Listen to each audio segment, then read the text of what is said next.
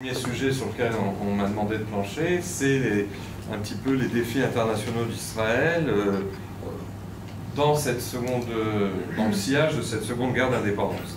Pour aller vite, tout le monde se rend compte, Maurice l'a dit, mais que on a, pas seulement parce que la guerre est rentrée dans nos maisons de différentes manières, mais on sort de 2 années très difficiles, mais pour essayer, dans la mesure où mon approche, c'est une approche aussi géopolitique, c'est un petit peu mon domaine d'expertise, il faut bien se rendre compte que ce qui s'est passé en Israël,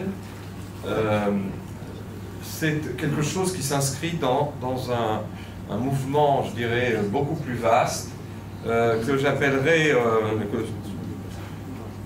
on est dans une situation, si vous voulez, pour aller vite, de Ben Hashmashot, c'est-à-dire un ordre mondial, un ordre des choses donné, s'est écroulé. On sait qu'on est rentré dans une fabrique d'autre chose, mais on ne sait pas vers quoi on va.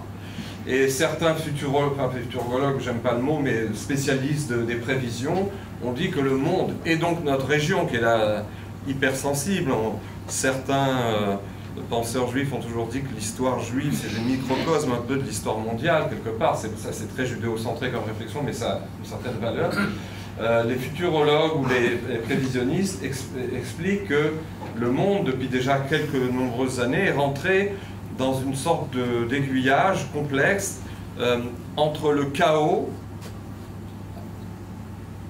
c'est-à-dire la jungle, ou une recomposition anarchique dans un premier temps. L'anarchie, c'est une déconstruction qui va amener une autre construction. Si c'est le chaos qui l'emporte, le monde va être insupportable parce que c'est la loi de la jungle. Et effectivement, le jour du 7 octobre, la jungle a attaqué la villa.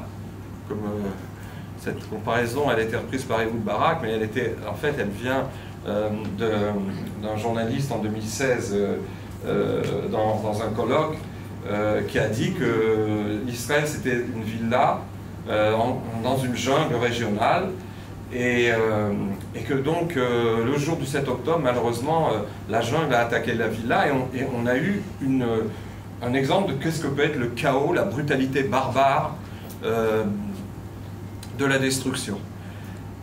L'autre branche